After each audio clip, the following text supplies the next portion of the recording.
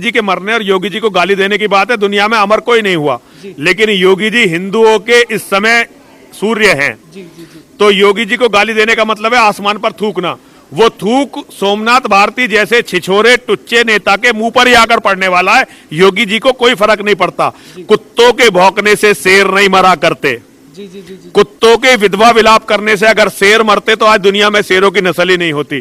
तो योगी जी के बारे में अगर कोई ऐसी बातें करता है तो केवल ये है कि आसमान पर थूकने जैसी बात है, वो थूक उसके मुंह पर डलना है। और हिंदू जब तक मजबूत नहीं होगा, मजबूत कब होगा हिंदू? जब हिंदुओं के परिवार मजबूत होंगे। आज ये जो एकल परिवार एक बेटे की प्रथा है ना, इसने हिंदू को बर्बाद कर दिया। अब हिंदू को अपने घर अपने परिवारों में मजबूत होना होगा। जब हिंदू मजबूत होगा तो हिंदू बचेगा, हिंदू मजबूत नहीं होगा तो हिंदू बचेगा ही नहीं। किस तरीके से देखते हैं आप लगातार टीएमसी के कुछ नेता जय श्री राम के नारे को गलत तरीके से प्रस्तुत कर रहे हैं, एक तरीके से दिखा रहे हैं कि रेप करने के बाद लोग इस नारे को यूज करते हैं, इस नारे को लगाते हैं। देखिए, केवल टीएमसी की बात नहीं है, मुझे तो लगता है सारे लोग, बहुत सारे लोग हैं जो हिंदू धर्म से जुड़ी हुई बातों का मजाक उड़ाना चाहते हैं। अभी मैं सुन रहा हूं, मैंने देखी तो नहीं है, तांडव नाम की एक सीरीज आई है जिसमें सैफ अली खान नाम का एक मुसलमान है और उसका मुसलमान डायरेक्टर है, उन्होंने ये सीरीज बनाई है और भगवान का बड़ा भद्दा, भगवान शिव का मजाक उड़ाया है। पीके फिल्म बनी और बहुत सारी फिल्में बनी है। नेता लगातार टारगेट करते रहते हैं हिंदू धर्म को। एक यहाँ पे पेंटर था, बहुत बड़ा पेंटर बताया जाता है, क्या नाम था, वो मर गया, एमएफ हुसैन। वो हमारी माता सीता की और हमारी देवी देवताओं से जुड़ी नंगी तस्वीरें बनाता था, जबकि पूरी दुनिया जानती है कि सनातन धर्म में कहीं भी ऐसी बदतमीजियां नहीं हैं। हमारे भगवान ने ये कभी नहीं कहा कि ऐसा करो। ये तो दूसरे धर्म है जो दूसरों की बहन बेटियों से बलात्कार करने की, उनके साथ बदतमीजी करने की इजाजत देते हैं।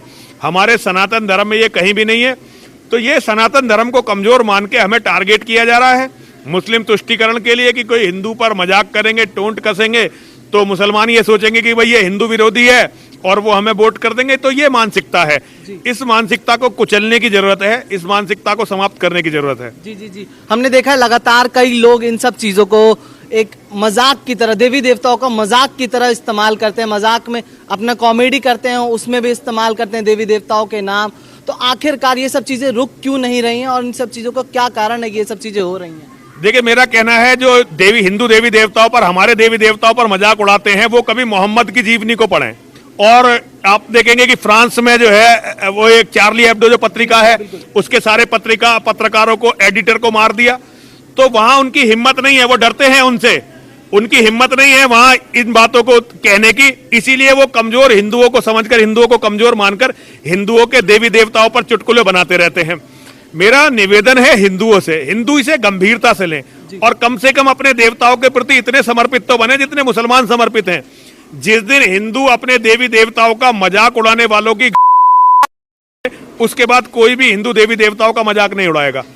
जी सर, जिस तरीके से देखा जाता है कि विपक्ष कहीं भी चुनाव लड़ता है तो कोई ना कोई उसका नेता भगवान के लिए या हिंदुओं के लिए आपत्तिजनक टिप्पणी करता है, सिर्फ इसलिए कि मुस्लिम वोट उसको मिल जाए। तो एक तरीके से क्या मुस्लिम जो हैं वो हिंदुओं को जब गाली पड़ती है तो खुश होते हैं क्या कि उनको खुश करने के लिए लोग हमारे देवी देवताओं को, हमें गाली देते हैं? देखिए, वो यही सोच के गाली देते हैं। हालांकि मुसलमान केवल इतनी बात से खुश नहीं होते। मुसलमानों का तो लक्ष्य है पूरी दुनिया को काफिर विहीन करना और वो अपने लक्ष्य पे लगे हुए हैं। तो मुसलमानों की इसमें कोई गलती नहीं है, वो अपने काम पे लगे हुए हैं। ये तो इन कमजोर और कायर नेताओं का है जो मुसलमानों को खुश करने के लिए अपने धर्म से, अपने लोगों से गद्दारी करते हैं, अपने देवी देवताओं से गद्दारी करते हैं। तो ये तो हमारे लोगों की महानता है। जी।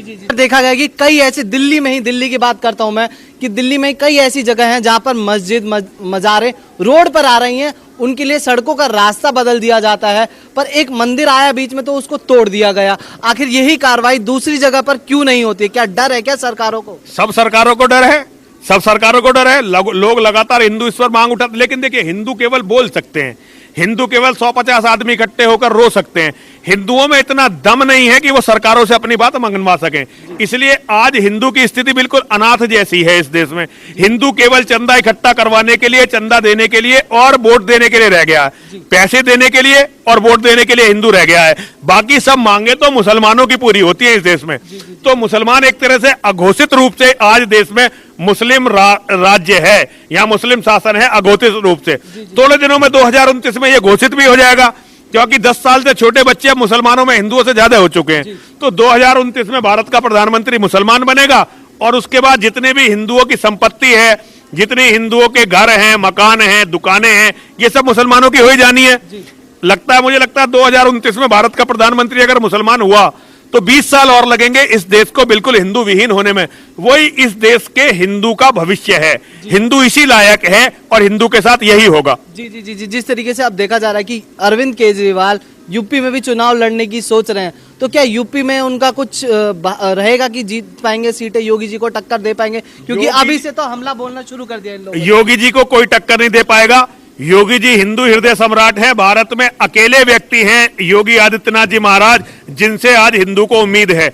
यहाँ जो खुद है ना अखिलेश यादव जी, मायावती जी, वो टक्कर नहीं दे पा रहे हैं। ये केजरीवाल बेचारा क्या, ये तो फ्रॉड आदमी है, ये तो हिंदू विरोधी है। ये तो आकर बल्कि अगर ये यहाँ लड़ेगा तो ये सपा बसपा की वोट काटेगा, योगी जी को मजबूत करेगा। तो ये अच्छा है, आए लड़े। अगर ये मुसलमान समर्थकों की 10, 20, 50 भी वोट काटेगा तो ये तो अच्छा है, योगी जी की सरकार दोबारा आएगी। जैसे केजरीवाल अगर यहाँ ओवैसी आकर चुनाव लड़ेगा तो चुनाव में ओवैसी को योगी जी की वोट थोड़ी काटेगा, योगी जी वो काटेगा सपा की बसपा की, तो उससे तो योगी जी को फायदा होगा। तो अच्छा है ये सारे आए चुनाव लड़े और योगी जी दोबारा से मुख्यमंत्री बने। हम तो चाहते हैं जल्दी से जल्दी योगी जी भारत के प्रधानमंत्री बने। मेरी यही मां और महादेव से कामना है कि योगी जी जैसे व्यक्ति को भारत का प्रधानमंत्री होना चाहिए। जल्दी से जल्दी योगी जी इस पद पे पहुंचे, ऐसी मेरी कामना है। जी जी।